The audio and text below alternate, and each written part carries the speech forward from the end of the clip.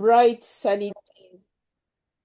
It's a bright sunny day here in Bugolovi, and we want to welcome you to this Purposeful Aging session to do with arthritis, lessons from a lived experience. I'll give a little background before I introduce the speaker.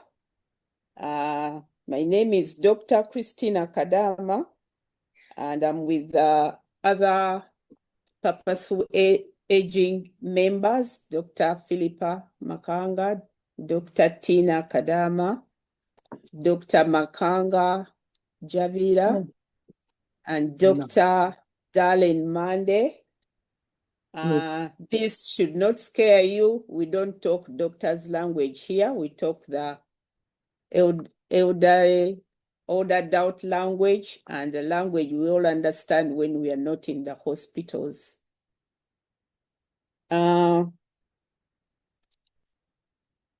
go back to the background, dear loved older adults, loving caregivers, ladies and gentlemen, logged on today, thank you so much for choosing to be with us this morning.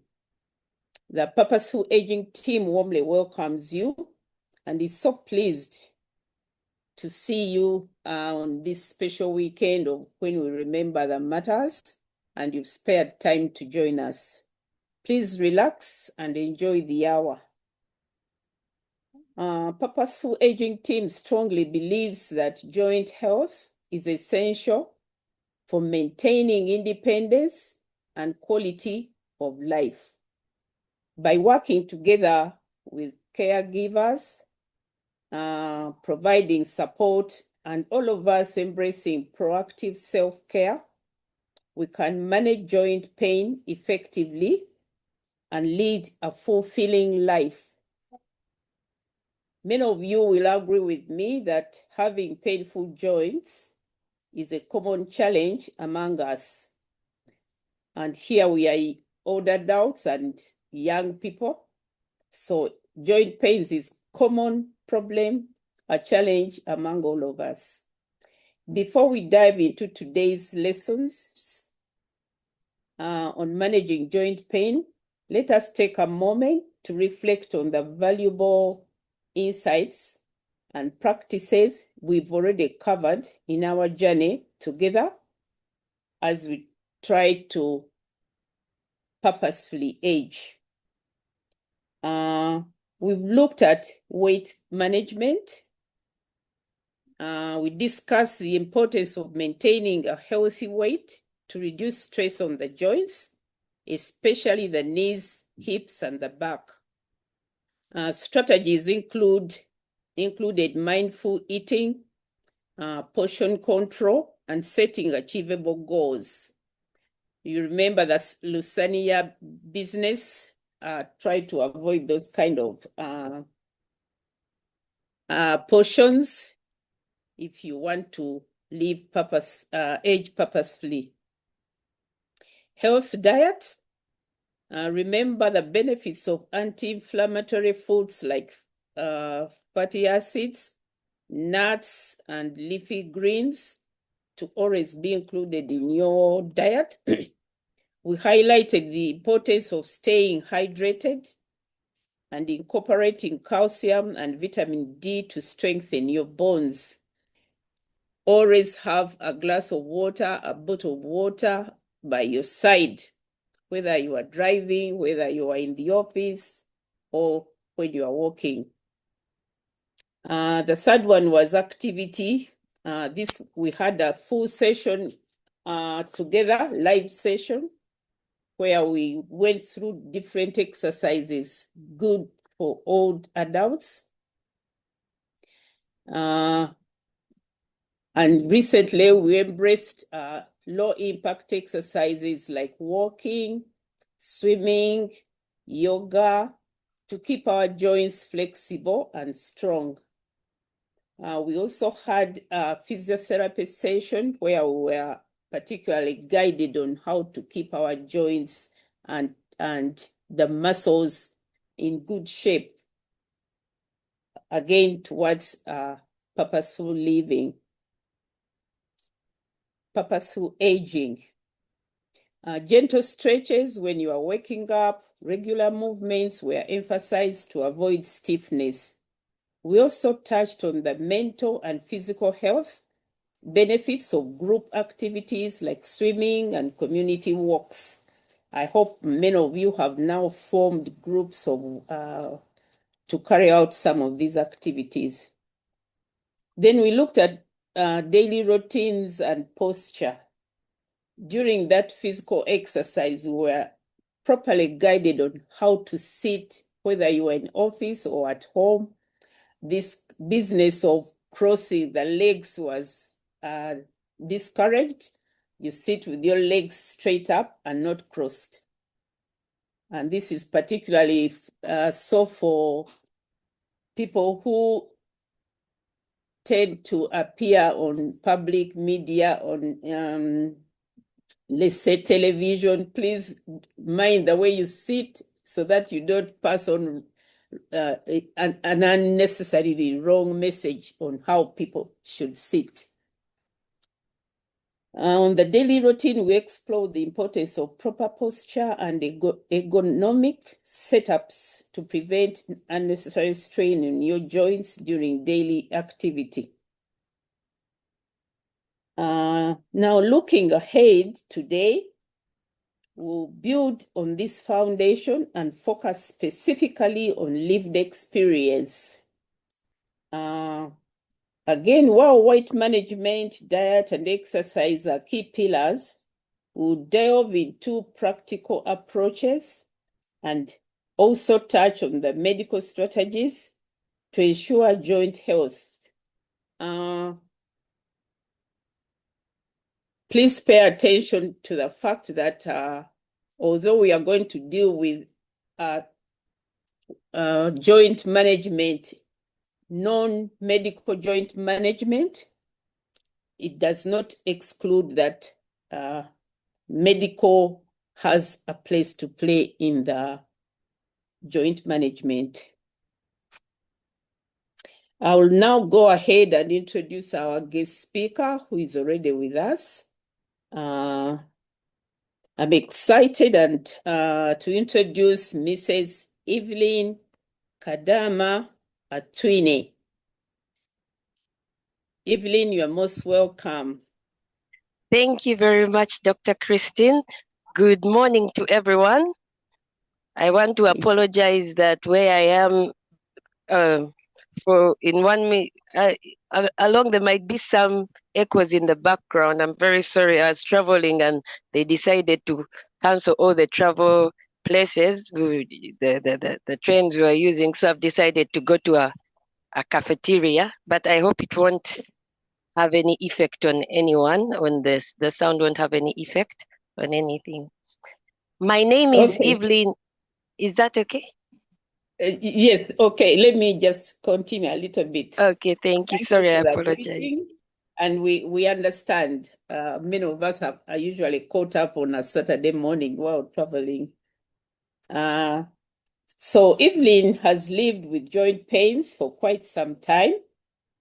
I can now confidently say that she's living comfortably with joint pains. Evelyn is a financial officer in the Kingsland.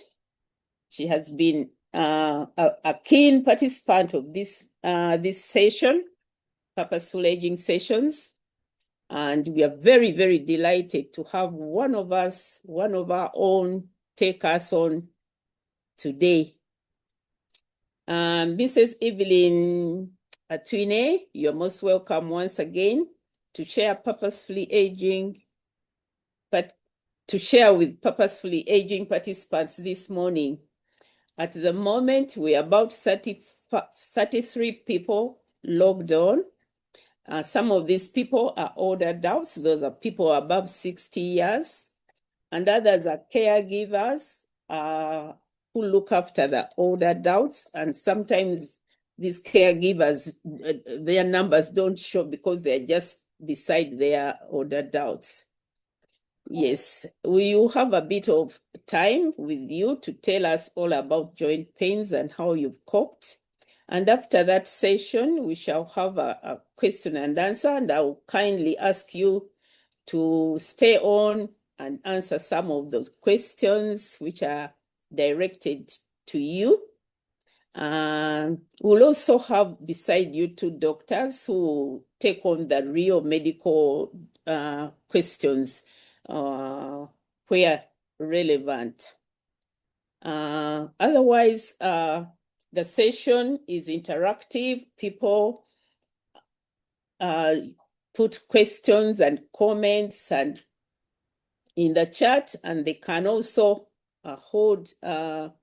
raise their virtual hands to take part in an interactive session. That session will be following your about 30-40 minutes presentation. So Dr. Evelyn, you're most welcome to Purposeful Aging. Please take us on. Thank you very much, Dr. Christine. Thank you. Glad and proud to tell everyone you're my wonderful auntie, and I'm glad to be you. Anyway, my name is Evelyn Kadama Atwine, as Dr. Christine has said, and I am 43 years old, and 13 years ago, I was properly diagnosed with rheumatoid arthritis, and I've been taking hydroxychloroquine, 200 milligrams from then up to now. Unfortunately, 4 years ago, I got, we have what they call flare-ups when the joints get very painful. I got a flare-up that was so bad, I could not move my hands, I couldn't move I couldn't touch anything. And I thought my world had shattered and ended. I thought, how do you be there when you cannot use your hands? It was very frustrating. When people, even if you have support from your family, you still get frustrated. And I'd just given birth, so it was very frustrating. To make it worse, it was lockdown. But through that experience is when I discovered something new through nutrition and exercises that has helped me and has changed my life thereon. And this is my story. Some of the things I'm going to cover in my experience is I'm going to talk about my experience before the diagnosis, my experience after the diagnosis, the medications I got, the options, my experience during pregnancy, my experience after pregnancy, and finally, how diet and exercise have changed my life greatly. And right now I live a life and I can go for many months without even seeing a painkiller, which was impossible. Before I would not move anywhere without things like ibuprofen in my bag, just in case something happens to me. But now I can say I take many months without even seeing any of them, which I'm very grateful for. So like anyone else, I was born on one fine day, and I lived for many years not knowing that I had rheumatoid arthritis. But when I reached in secondary school, something funny happened. When I used to walk, my legs used to make sound. At first, I thought I was the only one who would hear it. It would make like two bones are hitting each other. But then with time, other children kept laughing at me and saying, you know that when you walk, we hear your bones moving. But with time, I ignored it and I was like, there's nothing I can do. It must be part of my life. And I continued like that until university. When I reached second year of university, this was 2004, I started experiencing pain. The house where we were renting, we used to have a pit latrine. We didn't have toilets, so we used to have pit latrines. But every time I used to squat, I would have pain in my knees. So I started trying to take things like paracetamol, but then they were not working, but I just had to cope with it somehow because the pain wasn't so strong.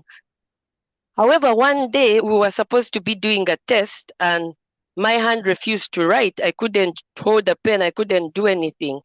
And the only thing that saved me was that the teacher who was going to give us the test, that lecturer, got an emergency and had to leave just before the test. And so I was able to survive that. But then I said, what should I do? And I remembered one time, because when you're at Makerere University, sometimes when you would want to go to places like KPC and what, you would walk just to save money. So we would walk all the way from Wandegear and walk through. So one day when I was walking, I passed Shore House and I met a certain doctor who had helped me when I broke my hand when I was in primary 5. He used to, I think, specialize in. And I greeted him and he said, "Oh, my offices are over there." So I remembered and said, "Let me go to this doctor. Maybe he could help me." He was called Dr. Mutiaba. So I went to Shore House and I looked for him and told him what I was experiencing, the pain in my knees and my hand not working.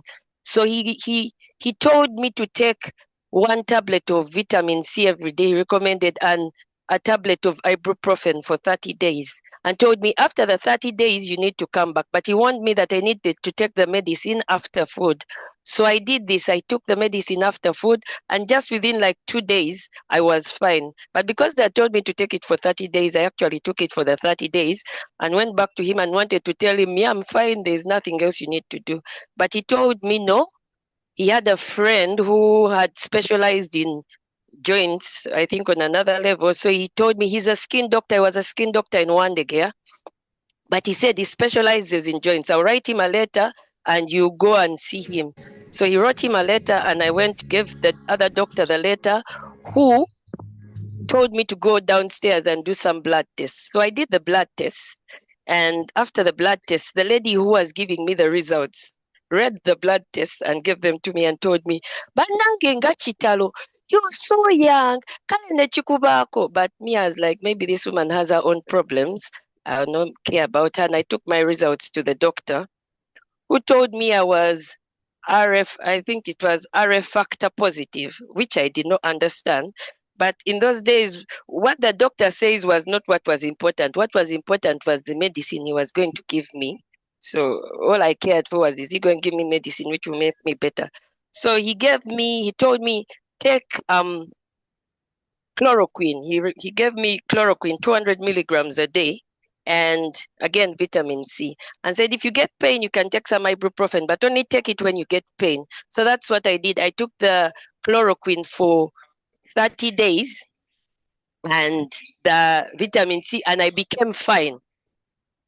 Because I became fine, I never ever went back to the doctor. I was like I was cured. I thought I was totally cured. And for 8 years, I was living normal, thinking nothing was wrong with me. But after 8 years, I had my first child, my daughter. And for 2 months, I was fine, had no problem. But after 2 months, it started with my hands. My hands started getting stiff. And at night, every night at 5 a.m., I would get pains. I would wake up at 5 because of pains. And the pains kept increasing. And slowly, my hands got stiffer and stiffer until the point where I could not even hold a piece of paper, which was frustrating. So I went to the doctor to tell him the pains I was getting. But the doctor was like, when you've just given birth, people, when they give birth, their bodies act differently. Some you get pain, some you get this. So the doctor gave me some ibuprofen and said I would get better. I did get better at first, and then the pains came back to an extent that I couldn't do anything. So I went back to the doctor and told him what I was going through, and he recommended me to go for some blood tests, not just blood tests, but also x-rays for both my hands and my feet. So I did the x-rays, I did the bloods, but they told me, we will call you when you get a letter. That is when you know what to do. Whatever happens, it depends on the blood test. If they are fine, we will not do anything. If they are not fine, we will send you a letter to tell you what the next steps are. So that wasn't helpful to me at that moment, because that meant I was still stuck the way I was. So I decided to self-medicate. I remember the medicine the doctor had told me 8 years ago, the chloroquine. So I went to the pharmacy. Although it is hard to get chloroquine from the pharmacy, you have to have a convincing story. So I told them, I'm going back to Uganda and there is malaria. And where the malaria in that area is only treated with chloroquine. So I want to go with chloroquine to be safe. So they asked me, how long are you going? I told them, I'm going a long time. So they gave me a lot of medicine. And then I went home and I started taking the chloroquine. It was not good because it was a lie, and some painkillers. But I became fine. I became perfectly fine. So I was taking 1 chloroquine and some vitamin C every day, and I was perfectly fine. And take it after food, and I was fine. 3 months later, when I'd even forgotten about the doctors, they sent me a letter and told me to go to see a rheumatologist. I did not know what the rheumatologist was, but I followed where they told me to go and went and saw this lady. She explained to me that I had arthritis. She explained that there were two kinds of arthritis. There was rheumatoid arthritis and osteoarthritis. She said normally osteoarthritis normally gets one joint at a time, and it happens due to wear and tear. Anyone at any point, you might be depending on your body. Some people, it might start even as old as 80 years due to wear and tear, depending on your body. Some people, it even can start as early as 40 or 30 years, depending on your body.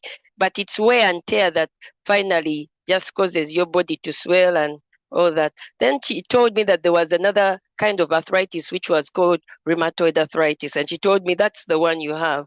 She explained to me that it was an autoimmune disease, which was funny, because she told me that your white blood cells are supposed to help fight diseases, but in layman's language, I could say, for me, my body, the white blood cells were reprogrammed to decide to attack my cells. So instead of the white blood cells fighting diseases, they look at the linings of your joints and assume they are diseases. So they attack them, and with time, it causes wear and tear. But then it causes inflammation, which could spread even to other parts of your body if not treated. So it could spread to your liver, it could spread to your heart, your eyes could get inflamed, other parts of your body could get inflamed. But the other funny thing is that she shows you joints and you realize your whole body is full of joints, because everywhere your bones are connected by joints. In the fingers, there's joints. In the hands, there's joints. In the shoulders, there's joints. In the hips, there's joints. In the mouth, there's joints. In the neck, the spinal cord has joints. Now, the problem with rheumatoid arthritis is that anywhere it can attack, because the white blood cells, I think it depends on the day it is their own, and they're like, today let us attack the knee. Today is knee day, tomorrow is hand day. So depending on it. So she showed me what would happen if you don't take medication. It shows, because they keep eating your joints, and with time, the wear and tear causes the joint to get finished, and then the bones start rubbing against each other. Because of this, it causes stiffness and swelling, and a fluid starts creating just to try and help to be like a support, but then it's causing pain and it's damaging. And for some people, to extremes, you reach a point where they tell you maybe your shoulder has worn to an extent that we need to give you a shoulder replacement or a hip replacement. They have to replace something to be there like the joints. So the pictures were very scary, which they showed me. I think sometimes if you go for such things, you need to go with someone, and so that when you get scared, you're like, I am not alone. But then she told me that the good thing is that there was medication which they could give. And this medication could help either slow down the disease. It can't take the disease away because it's a chronic illness. It's long term for your life.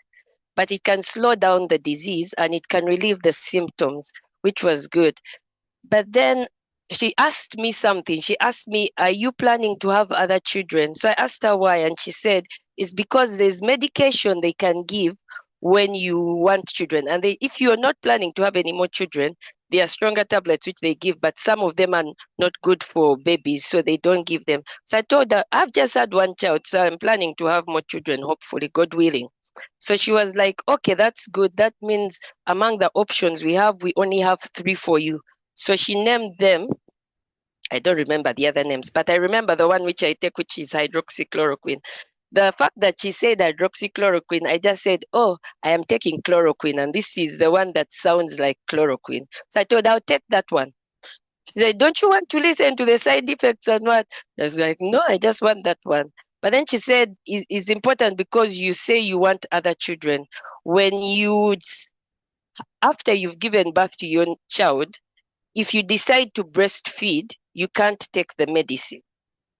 Because the medicine, when it goes through the baby, through the milk into the baby's, the baby drinks the milk from your body, even the medicine goes through. And that medicine can affect the child's eyes to the extent that the child can go blind. And then she also told me that even it can affect your eyes in the long term. So she said one of the things that were recommended that was I'll have 2 eye tests every year, which I have every year. So what happens is if your eyes, they start seeing that your eyes are starting to go in the wrong direction, they have to stop the medication and try something else. So I took the medicine, but she said normally for every medicine they are trying, we start on a trial.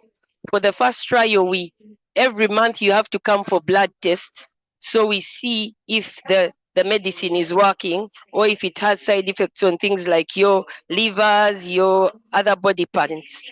So I told her that I would come. So they kept sending me blood tests every month, which I did. And they said if there's a problem, we'll call you to come for another seeing of the doctor. But thankfully there was none. And from that time on, I realized I stopped taking the other medicine I was taking, and I did not tell her about it, but I stopped and I started taking the medicine, and my joints were fine. But there were times when I would get flare-ups, when my joints would still get painful and rigid. And it was mostly when I would get sick. With time, I realized when I would get sick or when I would go into my menstrual periods, just before, it's like an alarm to tell you your menstrual periods are all of a sudden you've come sitting in a place nicely, you've sat for like an hour, and then when you're going, for some reason, your leg joint starts hurting in a funny way that you start limping. So sometimes people would laugh at me and say, you came nicely, but now you're limping back. And I would be like, Nange, you just leave me. That is life. But then I continued. But there's one thing that was distinct, even through with the medication and all, I still kept getting pains at night. At 5 a.m., you would wake up because of this pain. But it's like, you know something that, like you would say it was your night calabanda, because at 7 a.m. you're fine, the joints are fine. But at 5, something wakes you up with this sharp pain, but then it goes in the morning. And then I would keep taking the medicine. Sometimes I would get bad flare-ups, and when I would go to see the doctor, if my joint was very swollen, they would give me a steroid injection. And that steroid injection, I used to call it my magic, because when they would give you that injection, it would remove all the pain, and it would be like it's working for many, many, many months. So you're fine for a long time, and then you continue. I continued like that until when I got pregnant again in 2014. And when I did, I was amazed because my body became normal. I didn't have any joint pain at all. And so I went and saw the doctor. I was excited. I was like, it's like I'm a normal person. There is no pain anywhere. I cannot see, don't feel anything. And they did my bloods, and she was like, yes, you're right. Your bloods are fine. You don't have any levels of inflammation. But she said most people who have rheumatoid arthritis, when they get pregnant, their bodies reverse back to normal. And it's like as if you don't have the disease. So this was exciting. And she said, you can stay without the medicine. So for those 9 months, I wasn't on medication. But I'd been warned that when you finish giving birth, the disease comes back with vengeance. So I had planned to take the medicine as soon as I give birth. When I was packing my baby bag, one of the things that were in the baby bag was hydroxychloroquine, which is there just in case. And also because I'd been told about that the child can get blind, I'd made a decision that I was going to bottle feed. I was not going to breastfeed at all. Not that I did not want the child to enjoy all those lovely nutrients that are in the body, but for the safety of the child's eyes. So as soon as I gave birth, I gave the baby his bottle. He enjoyed his bottle, and I also took my medicine, and we were both happy. And I did not get any effect there. I was normal throughout that pregnancy, and all went well. And then later on in 2020, I had another child. Many years later, it's like 8 years later from the other child, from that child. 2014 to 2020 is like 8 years, I think. About 6. I think it's 6. I don't know anyway. Some years later. I had another child, but this time after I had the child, it was locked down. So even the doctors, even when you're giving birth, it's like you're giving birth, they have to first test you. So they are helping you, but from afar. It's like, hurry and go back, you might bring for us COVID. So we went back home, but unfortunately, No, first all was well at first. Sorry, my camera had gone off. All was well. Oh, sorry. All was well until when sorry about that. Sorry. Um, all was well until when my like few after some time I started getting pain. But later I realized where I got the pain. I'd been given some Pregnacare tablets. I bought some Pregnacare tablets during pregnancy, and they were in form of sweets, gummy bears. But when I tested them when I was pregnant, they did not taste nice, so I kept them. But after giving birth, when you're idle, they are just doing nothing. I got this tin and I tested these tablets, and they were sweet. And even though they say take one a day, I think I took 10 that day. But what I didn't know is that they gave me a very, very, very bad constipation. The constipation was so bad. I went to the doctor. They tried to give me this constipation medicine, which is very sweet. I do not know what it is called. The doctors will tell you. But what happened is after they gave me that constipation medicine. Sorry.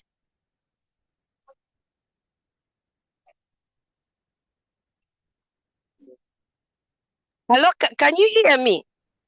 Yes, we can. Okay. So because I saw it saying network, so I wanted to know if I was on. Okay. On. So all right, wonderful. So I got very constipated, and then my hands became so stiff, so painful. I could not hold. It was worse than before. This time I could not use my hands at all. They became like useless.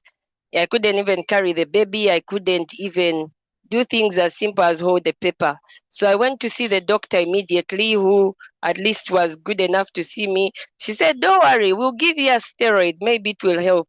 And even me, I knew that if they gave me the steroid, at least it would work like magic. But she gave me the steroid, and normally when they give you the steroid, for some reason, even 10 minutes, you've already felt the effect. I sat for like 30 minutes, and then I told her, "Is that medicine expired?" So she said, "Why would you say something like that?" I told her, "It's not working." So she was like, if the steroid doesn't work, we have to go for plan B. So they got some casts. They're like bandages, but you can wear them. They gave me 2 of them for both my hands and told me, you need to do physiotherapy. But because it was locked down, there were no physiotherapists to see who were available. So they gave me the papers with the exercises I needed to do. She said, "You need to start doing these exercises with your fingers. Squeeze a ball. If you don't have a tennis ball, squeeze an orange, something soft." But then my hands could not even reach the squeezing. They were so stiff. It's like as if you don't have. It's funny when you have joints, it's easy to do this. But when you don't, when the hands become stiff, you can't even move a little bit. It's like you're trying to move the finger, but it's like you don't have those things that it's like it's a ruler that you cannot bend. It's just one bar. So when she kept saying you squeeze the ball, it was like saying something that was very impossible because I can't even move a little bit of the hand. How will I reach to squeeze the ball? So I'll just put the ball there and roll. But then she also told me to go to YouTube and see these videos. She told me on YouTube, I know normally if it wasn't locked down, she would have just sent me to the physiotherapist. But because it was locked down, she told me there are many videos on YouTube. If you put in rheumatoid arthritis exercises for hands, you'll get them. For legs, you get them. Try and do them. But then she also told me because you're just starting, go slow. Do just a little bit. If you can, tomorrow you'll be able to do more. And then so I followed that and I went and did that and then but slowly I kept trying, but it wasn't really working. But I kept trying to do the exercises and somehow they would relieve my pain a little. Also, the other thing she told me was for the swollen joints, she told me not to rub them with, like how people get Vicks and they rub because they think they have muscle pain. She told me don't avoid that because once you rub, you're tearing the joints. If you have pain, get something warm and something cold. Put the warm thing, then the cold thing, the warm thing, the cold thing. That was a very good thing because it helped a lot. And even when I would get pain in my knees, I would use the warm and cold thing. Finally, one day, I think through those videos I was watching, I think the algorithms keep changing, and then the algorithm brought something, a lady who was talking about her story. She had rheumatoid arthritis as well. She was in India. She had been bedridden for like 10 years, I think. But then she started this diet that helped, and she was able to get better. So she said she threw out all the processed foods and started eating only natural foods. And slowly her joints became fine. Because I was at a point where I was desperate for any help. The pain was increasing every day. I thought one time someone was cutting my fingers off. And it would increase every day. You think tomorrow it's getting better, it gets worse. Even things like ibuprofen, which used to work, were not working. So I didn't have what to lose. But yeah, unlike how we said she took out all processed foods, me, I decided to take out all the foods. I said, I'm not eating anything. I'll only eat matoke, because I know matoke is a natural food. So I said, I'll only eat matoke and soup. So I started eating matoke and soup, and slowly I became fine. I became normal. My hands stopped paining. But the other thing I realized was that, unlike before when I was constipated, my bowels were moving every day. So, and I started drinking a lot of water, which was also helping, because she said she was drinking water. So I started eating fruits. But then I realized that you can't live on one food only. You have to eat things. And there were things I used to love a lot. Like I loved Fanta so much. I would buy so much Fanta and put it there and have it like my special treat, and the sweet bread. There was a lady here, some Ugandan lady who used to make bread. The one like in the bakery, and I think I used to even increase the amount of sugar more than the one that is in the normal bakery. So I used to buy like so many packets and put them there. No, that's my special treat. But then I decided to use something like which they use in schools, because by then I used to work in a school. I used to work in different schools, sometimes primary, sometimes secondary. But there's one thing I'd seen: when someone has an allergy, they would tell the parents to always start by giving them one food. If the food works, stick that one.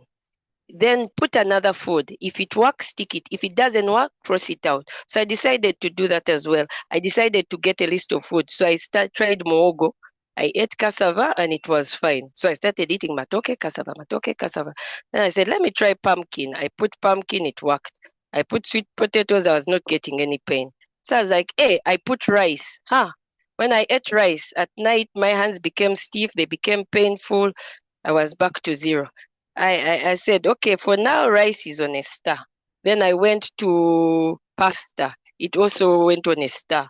When I went to things like beetroot, parsnips. So when I would eat things which grow in the ground, things which are from the ground, that's what I would say. Things like yams, things like matoke, things like cassava, my hands would be fine.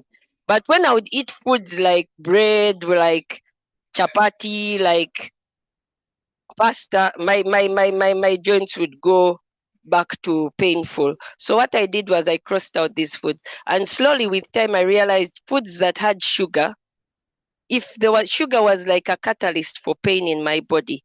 When I ate foods with sugar, the pain would be very bad. When I ate foods without sugar, the pain would reduce, but sometimes things like rice. So I started crossing, and with time I started eating things which were only natural. But even the fruits, when I would blend my fruits, like if I got a mango and I blended it, I would get pain. But when I ate the mango whole, it was fine. So I said, for me, I will eat things in their wholeness, how they are. But one thing that I realized was that every day I released my bowels. My bowels went out every day. So my digestion was fine. And every time I released my bowels, I would have no pain. And then I started also continuing to do the exercises with my hands. I would wriggle my fingers and they were wonderful. When I'm sitting, I play with my legs. The joints, if your joint is like this and you keep trying to squeeze it forward and back and forth, it's good. And not be just there. With time, I saw that these exercises were also doing well. Sometimes I would copy things like, because online, in lockdown, people put so many exercises on. These exercises that are like yoga, which are like trying to pray, they are all beautiful. Trying to put your leg up, they all help. Then I started doing walks. But with time, the pain went away totally. And I stopped using painkillers and everything, but I kept taking the medication as I had been given, still taking 200 milligrams of hydroxychloroquine. So I went and saw the doctor, and she looked at my inflammation levels and said, something has changed, but I don't know what it is. But it's a good thing. So the next time she kept saying the same thing until later on, she reached a point where she said, we are going to try something new because your inflammation levels are really low. We are going to take you off the medication for like 3 months and see. So they did, and they put me back on. And I said, oh, it didn't have any effect. We'll be trying those things. But then because I was watching so many YouTube videos, I also saw something else. I saw people who are saying, oh, try moringa. It also works for rheumatoid arthritis. So I started taking moringa, and I was taking it along with my medicine, and it seemed good. It was really good because it even made my skin look so smooth. It made me, I was feeling so good. When I went home, there's a tree in my late grandma's where her house was. There's a moringa tree. So when I went home, I cut the stems, I cut the leaves, I cut as much as I could, and I filled my suitcase and brought back with me, and I would cook. But then when I went for my blood test, the doctor said there's something wrong and told me to come back the next week for another blood test. And when I did, they told me your liver is getting inflamed, but you're still taking the same medication. And I told them, oh, yes, I am, but I'm also taking moringa. And they told me, but moringa has the same elements that are in hydroxychloroquine. So it's like you're taking overdose, which is affecting your liver. So they told me you need to get off it. And in case you decide to take any other supplements, you need to tell us. What this helped me was to learn that anytime I'm taking something, it might be good for others, but it might affect your body. So I stopped taking it, and my liver inflammation they had to take me off the hydroxychloroquine as well until when the liver became fine. And when it became fine, I went back on the medicine. I still do my tests of eyes twice a year. I still take my medicine. But the other beautiful thing about it is that I have no pain. I sleep at night throughout, and no pain. I go for months and months and months, only that I take my medicine, but I don't still get those pains I used to get where I would sit and you're like, hey, I sat and now I'm standing up with pain. So for me, the diet of natural foods and exercises has really worked for me for the past 4 years. And I've been recommending it to other people. There's a friend of mine, he had sciatica nerve and he was in so much pain. And I told him about the diet I was on, and he tried it. And now he says his sciatica pain has gone, which he had been going for physiotherapy, and the pain was still there, and it was very sharp, and he couldn't even sit. They had told him to stay and work from home, and yet he had to work in the office. But now he's back to the office and well. So it can work for anyone, I think. It's a good thing. I don't know but I think for everyone, you need to decide, because I could tell you don't eat potatoes, for example, but then when you eat potatoes, they have no effect on you. So it's important for someone, if they are to try the diet thing, try and see what works for you. For me, what I saw worked for me is that the natural foods are working for me very well. For the past 4 years, I drink water. I don't drink any juices. I don't drink milk, not because of the diet. That one, I became lactose intolerant when I reached university. So I can't be a good person to advise on milk. The lady in the video had said how she got off meat. Me, I love meat a lot. And when I ate it, nothing went wrong. So I still eat my meat. All kinds of meats, I eat them. So it's something which everyone should try on their own and see what works for them. Thank you. That's my story. Thank you. Wow, wow, wow. Evelyn, thank you so much for this lived experience. I think you brought out the picture very, very well. I'm sure everybody now gets the grip of joint pains. And as she has clearly said, each one of us is different. And it's different things that will work for different people. Thank you so much, Tine. Thank you so much, Evelyn. Sorry for the mix-up. I've liked the way you've really done it, so lively and so real, so spontaneous. I think it's brought home the message very, very well. Yes. And now this is the time I would like to ask Dr. Philippa to see if there are any questions, points to be clarified, and also the two doctors should be with her. Dr. Philippa, please take on the Q&A. Wow, thank you very much, Dr. Christina. And thank you so much, Evelyn. You were rightfully called doctor because your way of explaining your lived experience is better than what most patients will get from a medical worker. You have the medical and the practical things that one needs to do at home, including the experiences of a night calamanda. That one has really knocked me and kept me laughing the whole time. But this was really beautifully put. I'll go right to the Q&A. I'd encourage people who have questions, please put up your virtual hand and we'll ask you to unmute and voice over your question. For now, we have one question from Stella. How about the sources? Which ones are natural? Stella, do you want to voice over? Since we don't have anyone else, you can have the chance to voice over. And you can even clarify on which sources in particular that you are interested in knowing about.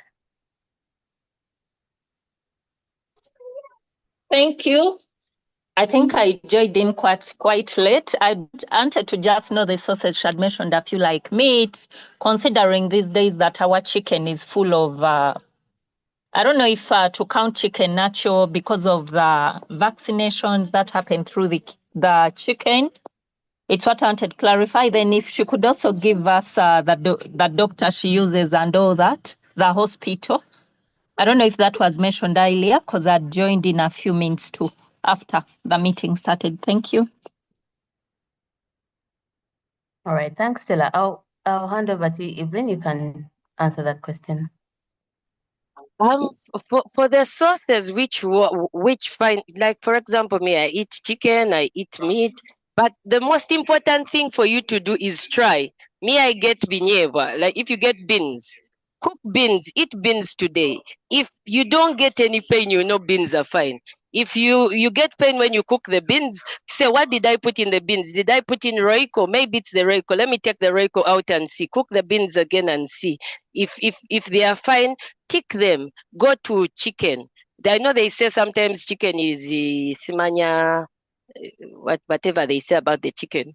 But me, I just buy chicken.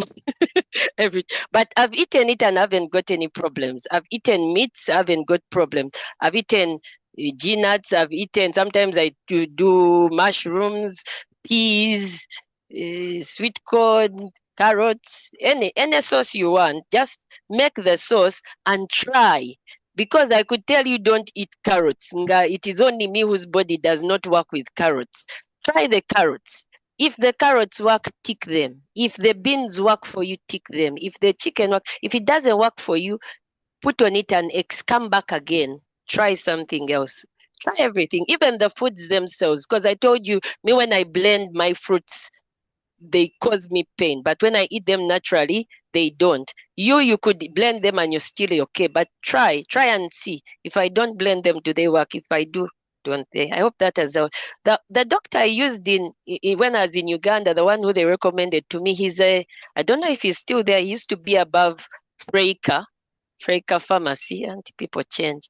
But he was called Dr. Chwanka. He's a skin doctor, but I don't know if he's still there. But you just go and ask for joint doctor people and they will tell you. Because sometimes that was like, which year was that? 2004. He could have retired. I remember one time when I was looking for a doctor who had operated me for a lump, I went back and they told me, oh, he retired. I had to look for others. So, because sometimes they're old. If you go and ask, I think they will show you the right doctor and you'll be able to get them.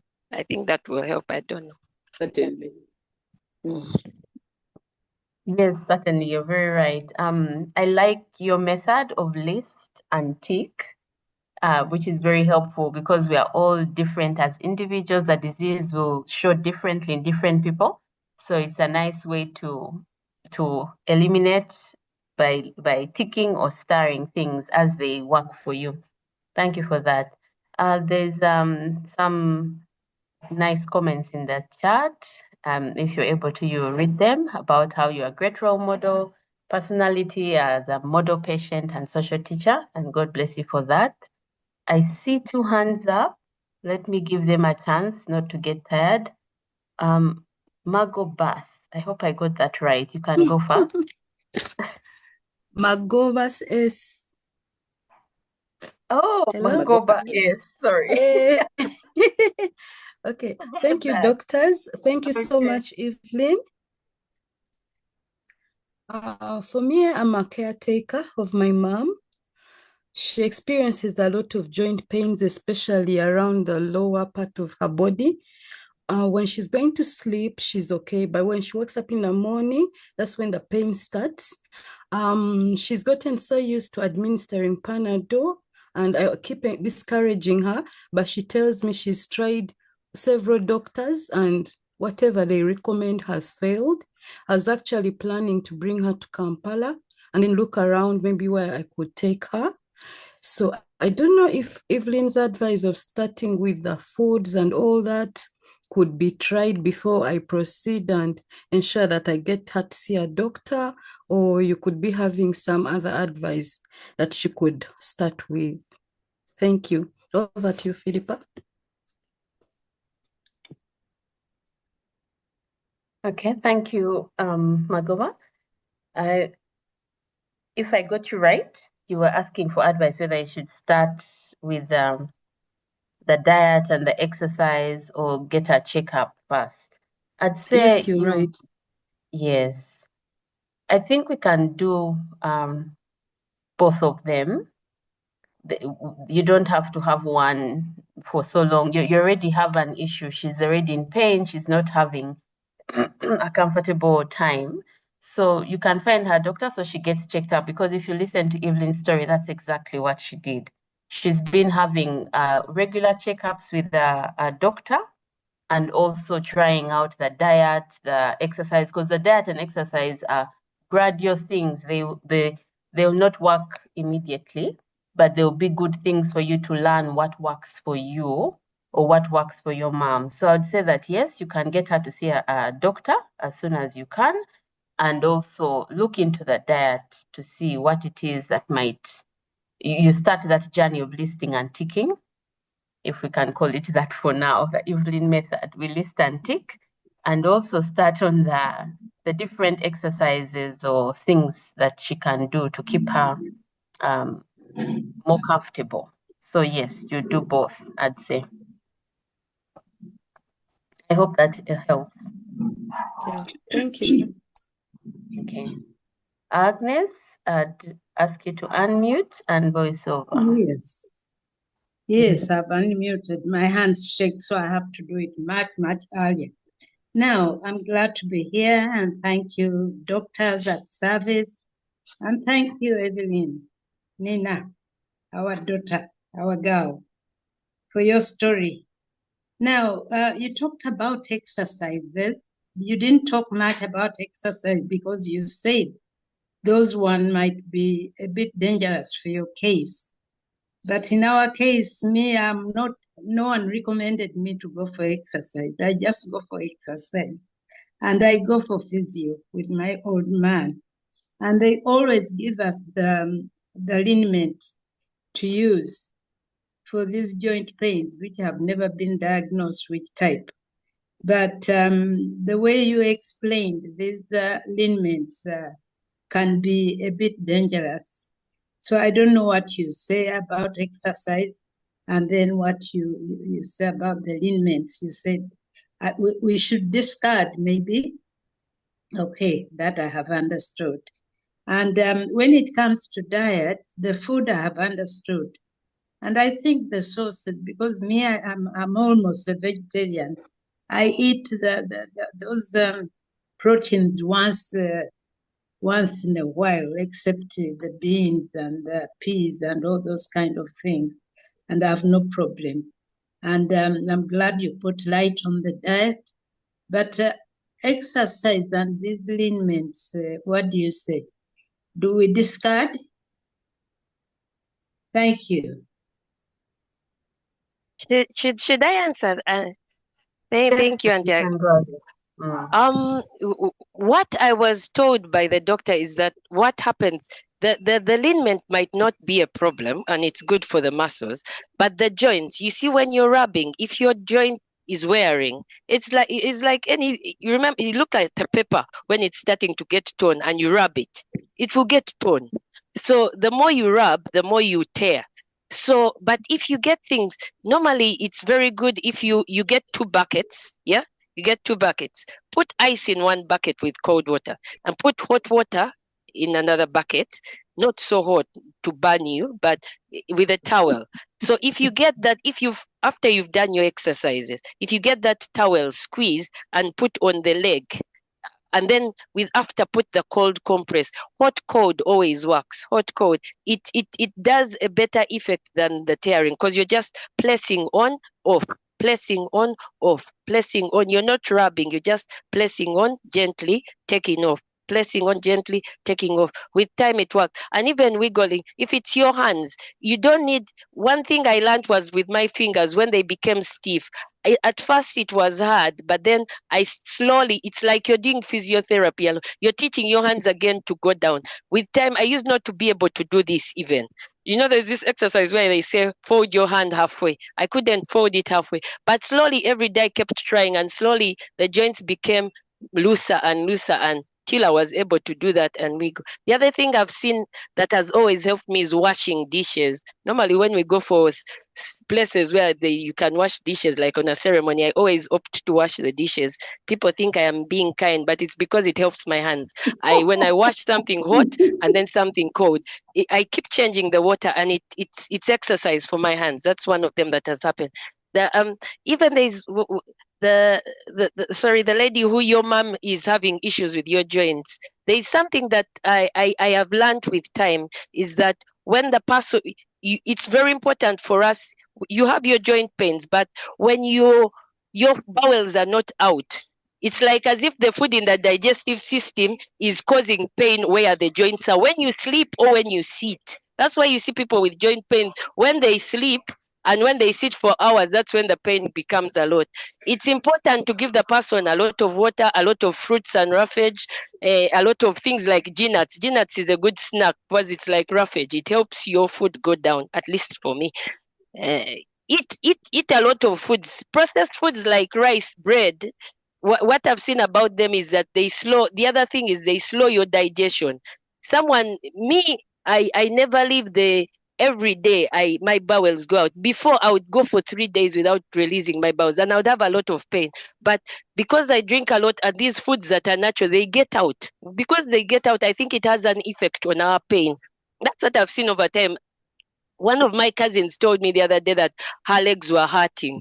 So I told her, when did you last go to the toilet? She said, why are you asking me that question? I told her, when did you last go? She said, by the way, I've been constipated of late. I told her, you need to work on the constipation. They gave her some medicine. She released her bowels. As soon as she did, the pain, she told me, I told her, there is an effect. I do not know it.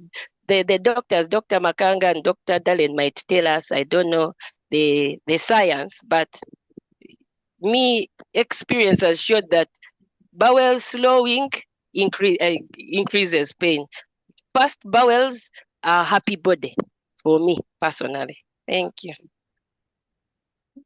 Right, thank you. We're certainly giving you an honorary doctor's degree, Evelyn. Irene, I saw you had a question. I'm going to let you voice over and ask your question. Even if it's the same in the chat, it's okay. Oh, yes, thank you. I think I had dropped it in the chat. I wanted to know whether, I hope you can hear me. Sometimes the headphones. Yes, we hear you. All right, great. Sometimes maybe you can speak up a bit. Yes, I was inquiring on whether weight has an effect on how that arthritis affects people. From what I've realized is that sometimes we are told that people that are plus size get it quicker than when they should have, or compared to their counterparts who are at least leaner or smaller. So I wanted to find out whether at the time she got it, we had issues around her weight and probably any other body complication. All right, thank you, Irene. I'm going to ask Dr. Makanga to, the short answer to your question is yes, but I'll ask Dr. Makanga to give us some more details on that and also to answer the question. I'll give him another question on the sciatica, to just talk about the sciatic pain as well.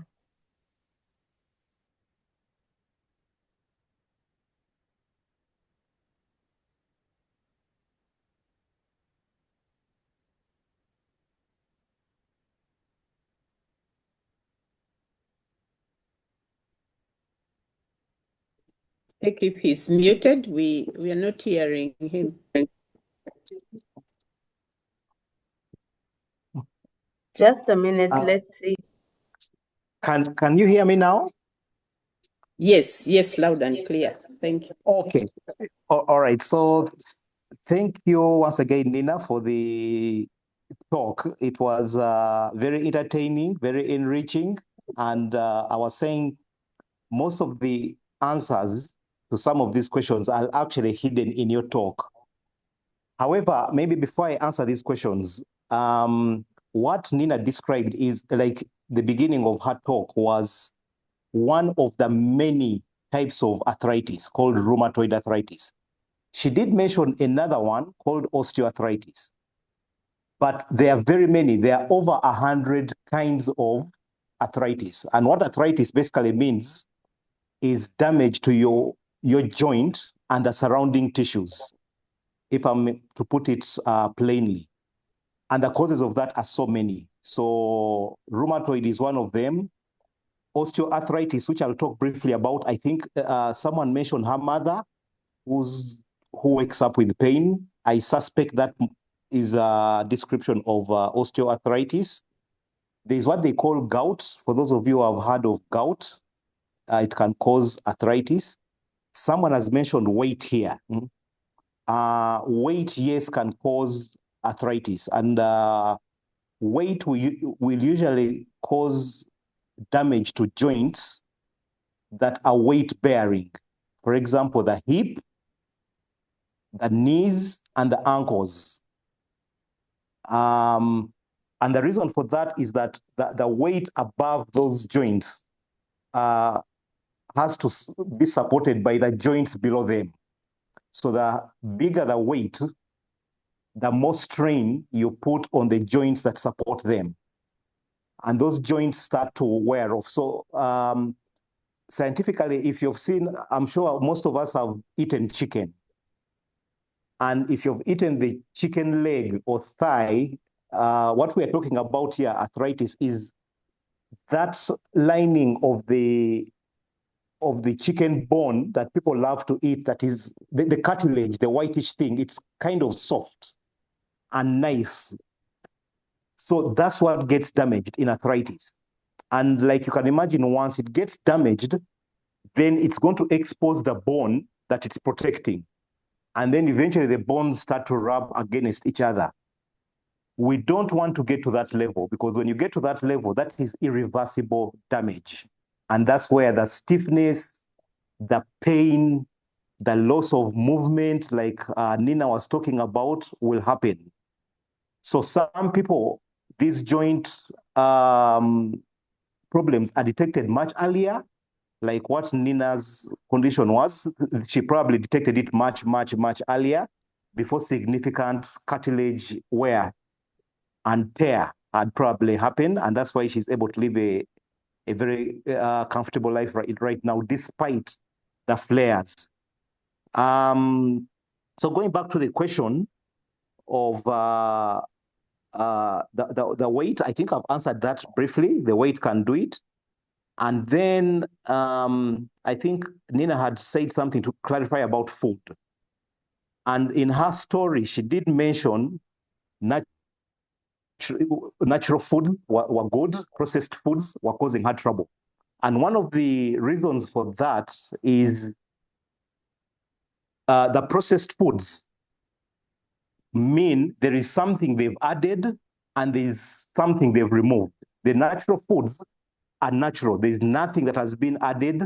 You're taking it whole as it is. And I'll give an example. She talked of rice. I think, Tina, you said rice was triggering a flare. Now, Yes. for example, if you ate the whole rice with its, which is uncomfortable, but some communities actually eat them, eat that rice with the cover, that cover is fiber. Just like maize or the corn, you said when you eat corn, you don't get a problem. When you eat the maize, it has a cover on it. That cover is the fiber. Now, that fiber is very important in many foods that we eat, which is also very common in the vegetables. And that's why when you said you eat the carrots, the vegetables in plenty, and you don't get a problem, one of the big reasons why you don't get a problem with that is the fiber content in those particular foods, which the processed foods do not have. Now, what does the fiber do? The fiber is important. I think we've talked about this in one of the previous talks. Our bodies have got billions and billions of bacteria in the gut, in our intestines. Basically, our intestine is like a sewer. But those billions and billions of bacteria are good for us. We can never, ever survive without them. Now, their food is fiber.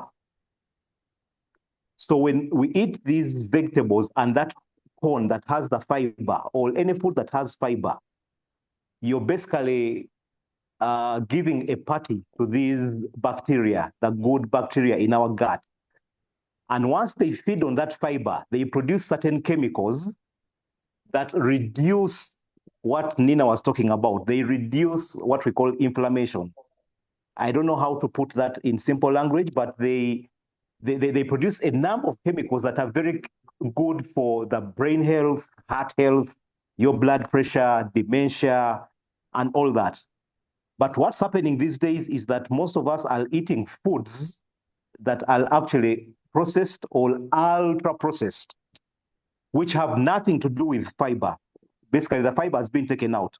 Similarly, Nina also mentioned something that when she eats a whole fruit, she doesn't get a problem. But when she blends, because some of us, when you blend, then you sieve. What you sieve is that you're throwing away the fiber, which you actually need. And because that fiber is lost, you're going to not feed that other good bacteria. Now, when you don't feed that bacteria, it gets angry. It starts to feed on you within the gut. And once it feeds on you, all these waste products that you digest in the food are going to actually be taken into your blood system and are going to trigger that inflammatory process somewhere in the body. So like Nina said, someday you'll wake up and it's knee day. Another day you'll wake up and it is hand day. So when these chemicals that would have been sieved out by the fiber get in, then they will cause problems. So when you mentioned that issue of fiber, I was actually very excited because it's a whole new field in medicine that when we were learning back in school, it wasn't overemphasized, but now we know. So we encourage lots of fiber, lots of foods that have fiber, and those are the vegetables, the fruits, the whole grain nuts, which you talked about. And this will help in reducing the inflammation, the joint stiffness, the pain in practically almost all conditions we call inflammatory conditions, all these joint diseases that I'm talking about. Secondly, the other probably triggers Nina, I remember she mentioned, I think in her family, she didn't mention any other person who has it. So these diseases also have a genetic component. Not everyone will get it in the same family. Unfortunately, some families, in 1 or 2 members will have it, but not everyone. So there's a genetic component. There's an environmental component. So some triggers could be infections. These viral infections we keep getting could trigger these attacks. Particular foods, like Nina has mentioned, drugs that we take, changes in weather could also do that. And stress on its own. Stress is of any form, by the way. These days, there's lots of stress. People are being laid off from work, so we're probably going to get lots of arthritis and many other things. Poor sleep is a trigger for stress, which will also trigger inflammation. So when we probably go into the part of management, we have to address all these. It's not just the diet, the exercise, but good quality sleep, stress reduction, changes in food, weight reduction. It's a whole combination of so many things that Nina actually put together very well, at least as an example. Alcohol, for example, avoid alcohol, avoid smoking. Alcohol will be more related to things like gout arthritis. And then for some, even particular meats or foods that will increase what we call uric acid. We'll probably discuss that later when the question comes up. So those may be some of the other triggers that someone mentioned here. Now, very briefly about sciatica. What sciatica means, sciatica comes from, it's a nerve, one of the big nerves that traverses, or originates from the lower back and runs down into your legs. So it's not always true that the sciatica pain is from arthritis. It could be from bad posture, sitting posture, or problems in the back, which are so many also. Overuse of the back, heavy lifting, sitting for long, overweight, and many other conditions like rheumatoid arthritis, like Nina talked about. So it's a whole host of so many things that could cause sciatica irritation. Sometimes it's even caused by us, the doctors, when we inject. I think many of you have heard stories where people have been injected with either quinine and then they become lame. What that means, they actually injected right on that sciatica nerve. So for sciatica, the causes are quite many. It's until you get a physical examination from a doctor that you'll get the answer to that. I think I'll stop here for now.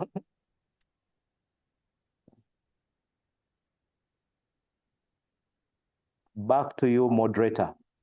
All right, thank you very much for that nice, concise, detail additions. Is there anyone who has one last minute question or comment or hand up? I do not see any. And I'll take the silence as no one has a burning question. One more comment. Oh, there is just one more comment from Anna. Anna, you can voice over, please.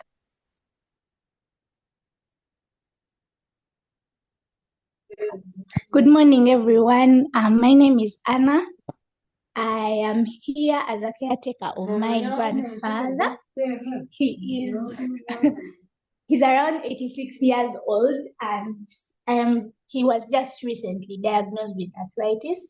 So I attended the session to learn how to help him, how to assist him, and to reduce the pain that he's going through. But for the exercise that the presenter talked about, he majorly does walks. I don't know if that will help and if there's anything else we can do. Then for the diet, there are still things he can't let go of. I'm laughing because I don't think he's ever going to let go of them. So maybe you could just recommend other things we will add to improve his lifestyle and to reduce the pain. Thank you so much. Okay, Isabella, let you also go and then we'll answer those together as our last question. Oh, hello everyone. Thank you. I posted my question in the chat. So I have arthritis and I've never been given chloroquine. So my question is, I take salvafene. So what are the side effects with chloroquine the same as those of salvafene, especially on the kidney? Thank you. Right. Thanks, Isabella. Dr. Makanga, you can take those two questions, please. Thank you, moderator.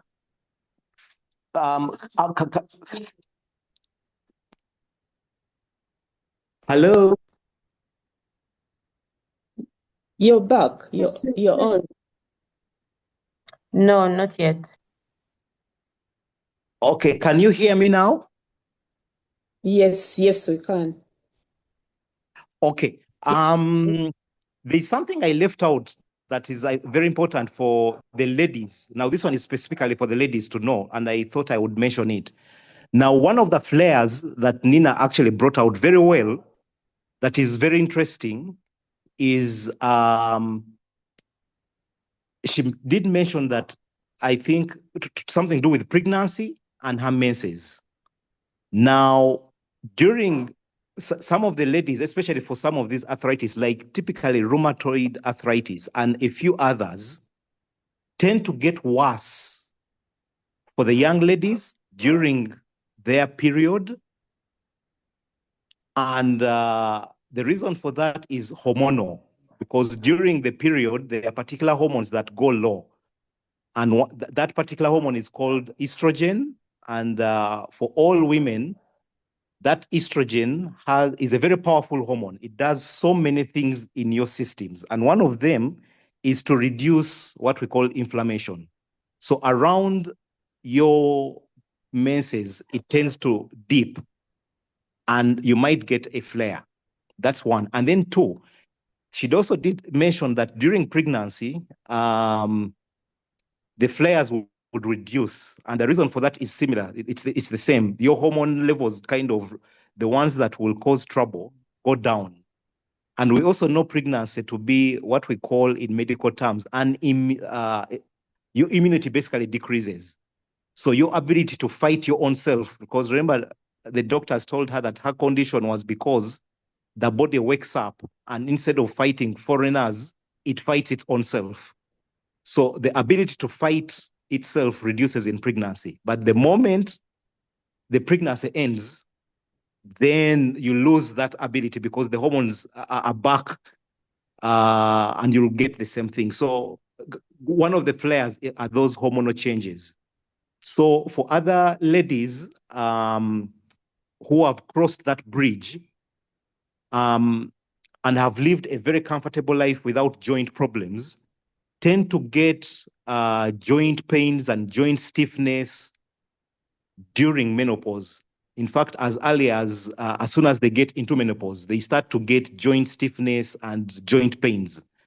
Why? Because you've lost that hormone called estrogen that actually protects you.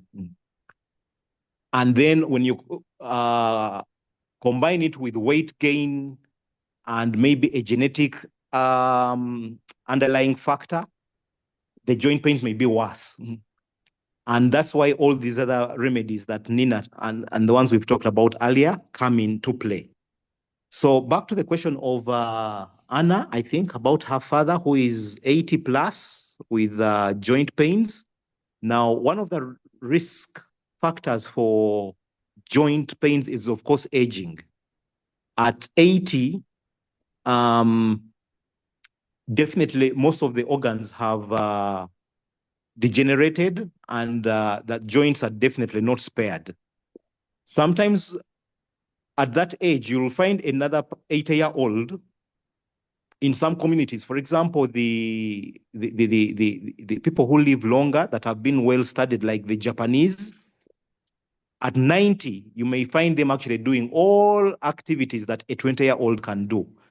And one of them is because is partly the diet that they've actually have. Their diet favors a joint disease preventing disease. That's one. But two is it also depends on your dad's past history. For example, there are people who are sports people long ago who used to do high impact sports like running or sport or football or rugby. Because of those high impact sports, they damage their joints, but slowly, which will manifest later on in life. And as age catches up, that also accelerates the problem. So the exercises that you probably said, the walking is very good, and he needs to continue with that. He probably needs to see probably a physiotherapy to guide on more exercise best for his age and which joints are affected and which kinds of then probably a nutritionist to guide on which kinds of foods to eat as well. And he also needs to avoid weight gain at that age because the joint disease will only get worse. And then Isabella's question about arthritis, why she was not prescribed chloroquine. Like I said, there are like more than 100 different types of arthritis. So depending on the doctor you saw, your kind of arthritis probably was not the rheumatoid. It was probably another one that needed this other different drug.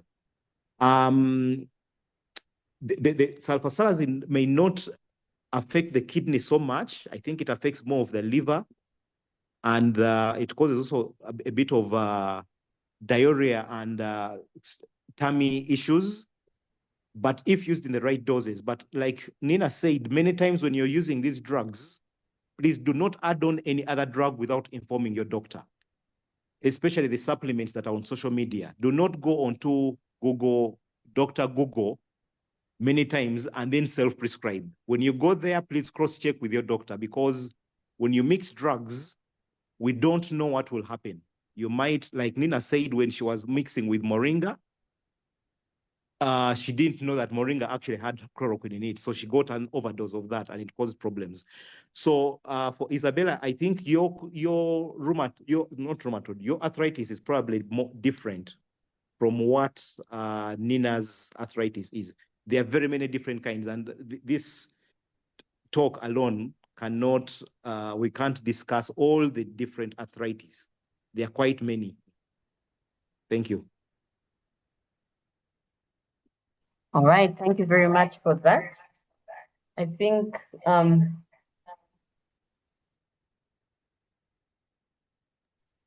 sorry about that. I think we've come to the end of our session and we don't have any more questions or hands up. And we would like to close on time, but we are very excited about this experience, and I'd encourage those who joined late to take time to listen to the recording, because I think her story has all the different combinations of questions that we have had and will be good learning points for anyone who's living with arthritis or taking care of someone who has it or would like to even prevent complications from arthritis. So I'll hand back to the moderator to close the session. Thank you very much. Thank you very much, Dr. Philippa, for moderating that session.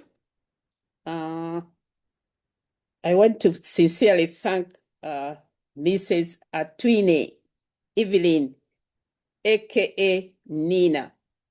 Sorry for some people who may have been wondering why we are saying Nina. This is a house name, Nina. Thank you so much. We've now seen the tricks of living comfortably with joint pains. Please, as we've been advised, listen, go through the recording and get all the tips she has ably given us. And remember to cross-check with the medical doctors for anything you want to undertake. Please always cross-check, and you'll be on the right track. I want to thank all the participants. You've been very, very, very interactive, which is good. And swallowed all the calabanda from the presenter with grace. This has been homely, and this is really what we aim at, to get you at your doorstep, at your bedside, so that you don't suffer with things which you can share and learn from each other, and we continue aging purposefully. Yeah. I want lastly to thank the team and all those who have contributed to have made this interaction very, very helpful, and remind you that we shall be back on the 28th of June. I'm sorry I can't give you that topic now, but please spare the time as always and listen in for this 1.5 hours. I want to thank you for listening to us and taking part actively always. Nina, you are now graduated into a doctor. Dr. Nina, we are very, very grateful for your beautiful presentation. Thank you, and bye-bye. Have a good Mother's Day, and remember to check in next month. Thank you so much.